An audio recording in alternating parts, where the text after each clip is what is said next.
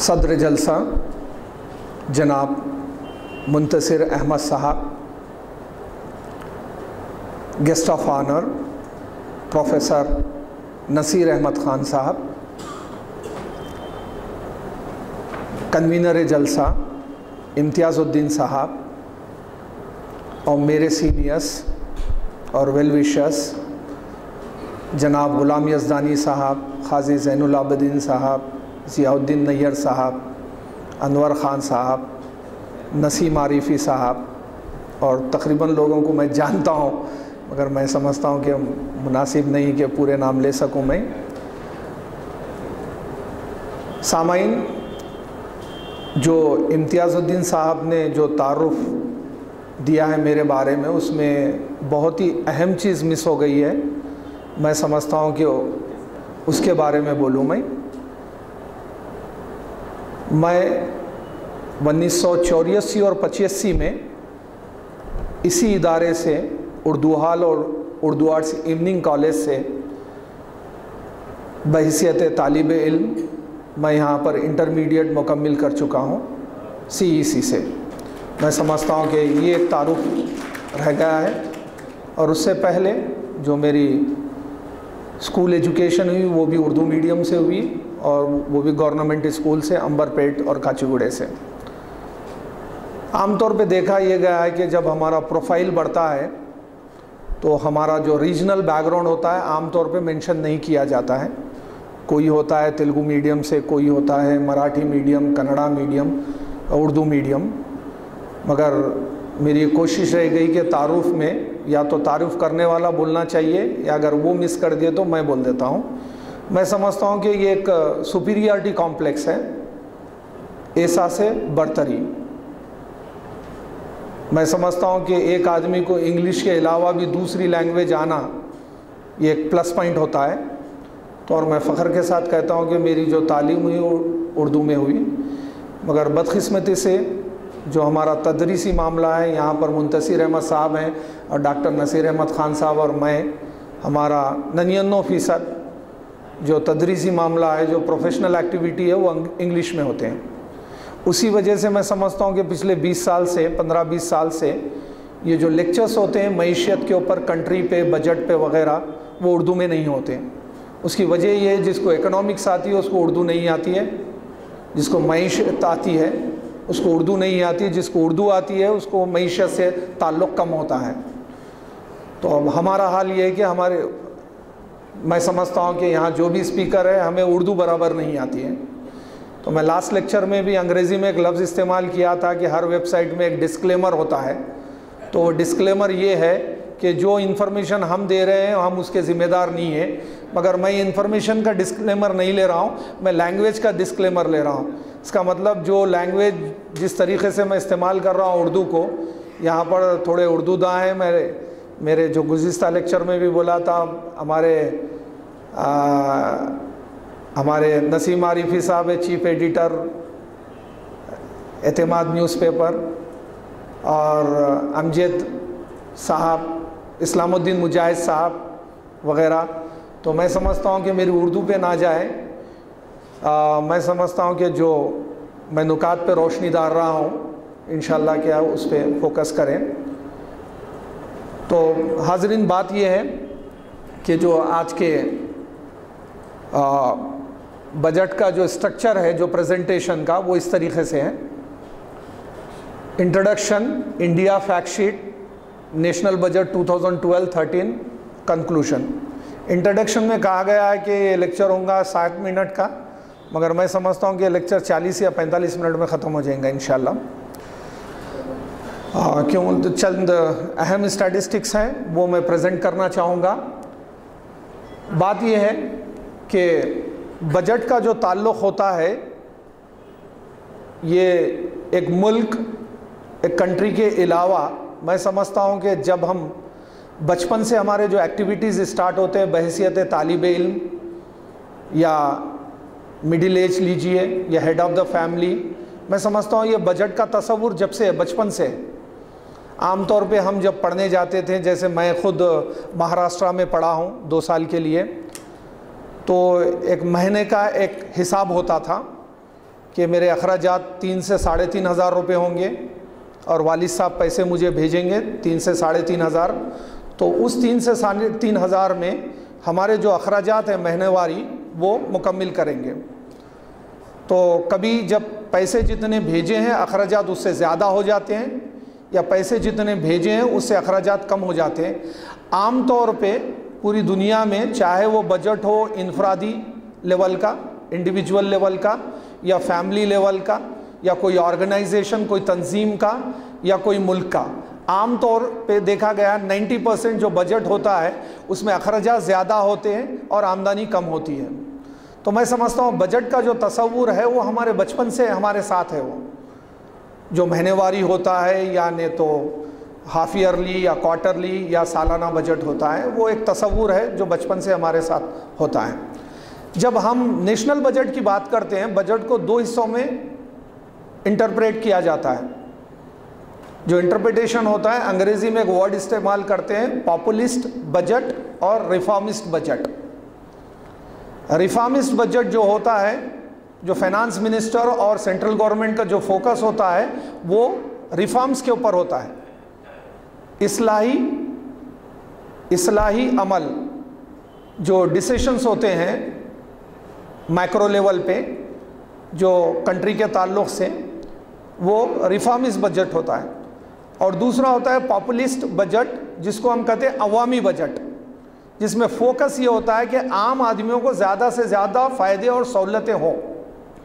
तो मैं समझता हूँ कि प्रेजेंटेशन के बाद हम एक कंक्लूजन पे पहुँचेंगे कि ये रिफॉर्मिस्ट बजट है या नहीं तो पॉपुलिस्ट बजट है, ये बजट गवर्नमेंट के लिए है या बजट आम आदमी के लिए है। तो मेन कंक्लूजन वही रहेगा हमारे वास्ते, या तो आम आदमी जीती है, आम आदमी जो है कॉमन मैन वो जीता है, या नहीं तो गवर्नमेंट या फाइनेंस मिनिस्टर जीता है। तो ये मैं समझता हूँ कि हमारे लिए टेक अवे होना चाहिए जो हम हासिल करते हैं जो लेक्चर से।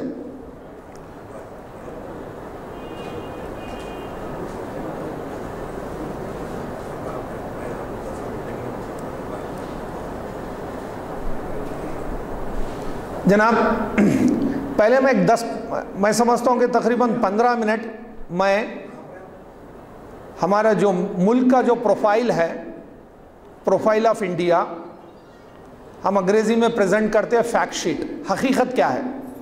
वरना क्या होगा, जब अभी मैं इस मिसाल दिया कि अगर आप बजट के बारे में बात कर रहे हैं 2 फैमिलीज़ के बारे में, एक फैमिली है जहाँ पर हस्बैंड वाइफ और 2 बच्चे हैं, टोटल 4 लोग हैं, और एक फैमिली है जहाँ हस्बैंड वाइफ है, उनके 4 लड़के हैं शादीशुदा और 5 लड़कियाँ हैं शादीशुदा, और जॉइंट फैमिली है जहाँ पर तकरीबन 40 से 50 लोग रहते हैं। मैं समझता हूँ एक फैमिली है जहाँ पर 4 लोग रहते हैं, एक फैमिली है जहाँ 40 से 50 लोग रहते हैं। तो जो बजट का जो कॉन्सेप्ट है, बजट के जो कंपोनेंट है, और बजट का जो इंटरप्रिटेशन है, और बजट का जो इफेक्ट है, वो बिल्कुल अलग है। अगर WHO और UNO के हिसाब से अगर देखेंगे तो तकरीबन 170 से ज़्यादा ममालिक है पूरी दुनिया में। कोई मुल्क छोटा है, कोई मुल्क बड़ा है, कोई मुल्क डेवलप्ड है, कोई मुल्क अंडर डेवलप्ड है या डेवलपिंग है। मैं समझता हूँ सब में अहम बात यह है कि हम जब बजट की बात कर रहे हैं तो हम उस मुल्क के प्रोफाइल की बात करना चाहिए। उस मुल्क का जो प्रोफाइल है और जो फैक्ट्स है उसके बारे में बात करना चाहिए। वरना मैं मिसाल दूंगा कि आमतौर पे साउथ एशिया में जहाँ मेरा ज़्यादा दौरा होता है, साउथ एशियन कंट्री में, सार्क कंट्रीज़ में, उसकी एक मिसाल मैं ये देना चाहूँगा। जब माले गया था फर्स्ट टाइम 2002 में, देखा कि वहाँ की पॉपुलेशन है 3,35,000 पॉपुलेशन, और आज की डेट में वहाँ की पॉपुलेशन है 3,95,000।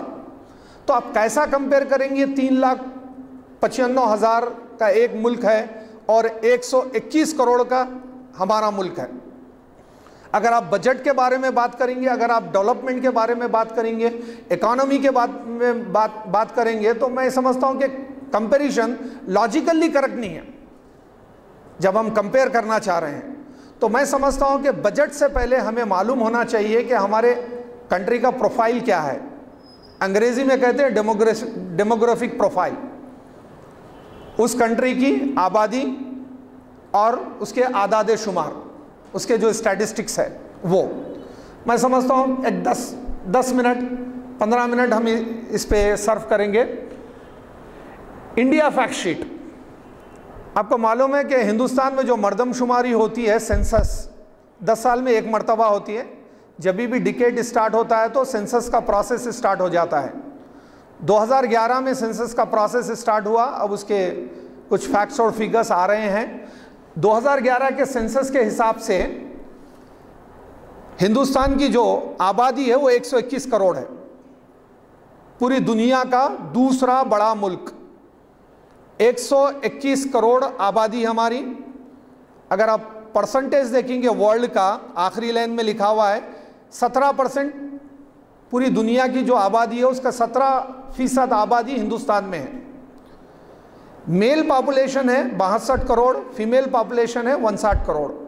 सेक्स रेशो है 940 और 1000, 940 फीमेल और 1000 मेल।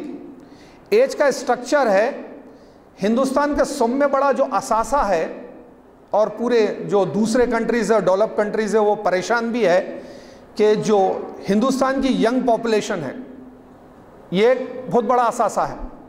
मैं समझता हूँ ये चाइना को भी ये असासा नहीं है। ये आदाद शुमार से आपको मालूम होगा कि 50% जो हिंदुस्तान की आबादी है वो 25 साल से कम लोगों की है, और 65% की जो आबादी है हिंदुस्तान की वो 35 साल से कम लोगों की है। हम कहते हैं कि youngest population of the world, youngest population जो नौजवान लोग हैं पूरी दुनिया में वो हिंदुस्तान में ज़्यादा है। चाइना में पॉपुलेशन ज़्यादा है मगर वहाँ पर मिडिल एज और ओल्ड एज की पॉपुलेशन ज़्यादा है। मैं समझता हूँ कि ये हमें मालूम रखना चाहिए कि डेमोग्राफिक बैकग्राउंड क्या है हमारा। डेंसिटी ऑफ पॉपुलेशन ये भी इंपॉर्टेंट है। मैंने कहा कि 17% दुनिया की जो आबादी है, दुनिया की जो 17% आबादी है वो हिंदुस्तान में है। मगर बदकिस्मती से अगर आप पूरा ग्लोबल में आप देखेंगे, दुनिया का 2% जो हिस्सा है ज़मीन है वो हिंदुस्तान के हिस्से में है। ये टोटल मिसमैच है।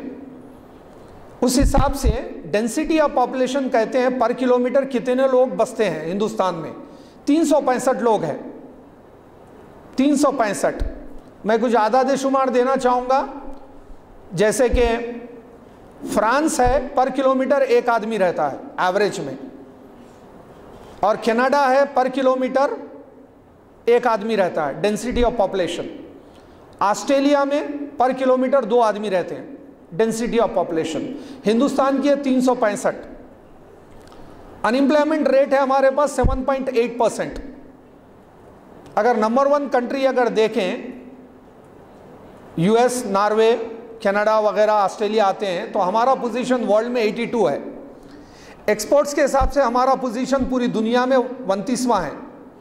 इंपोर्ट्स के हिसाब से पूरी दुनिया में हमारा जो पोजीशन है वो 17वां है। Population below poverty line, doctor साहब ने फरमाया है हर चौथा आदमी हिंदुस्तान में गरीब है। गरीब के अपने अपने डेफिनेशंस है कि एक दिन में कितना कमा रहा है और कितना खर्च कर रहा है। मगर आम ज़बान में, हमारी ज़बान में मैं ये कहूँगा, गरीब वो आदमी है जिसके लिए एसेंशियल जो रिक्वायरमेंट होते लाइफ के वो फुलफ़िल नहीं कर रहा है, जैसे रोटी, कपड़ा और मकान। ये अगर चीज़ें, एसेंशियल चीज़ें अगर वो मुहैया नहीं है उस आदमी, उस फैमिली के लिए, तो हम समझते हैं कि वो बिलो पॉवर्टी लाइन है। दुनिया में हमारा 48वां मुकाम है, और पॉवर्टी के हिसाब से दुनिया में जितने भी गरीब लोग हैं उसमें से 42% लोग बदकिस्मती से हिंदुस्तान में हैं।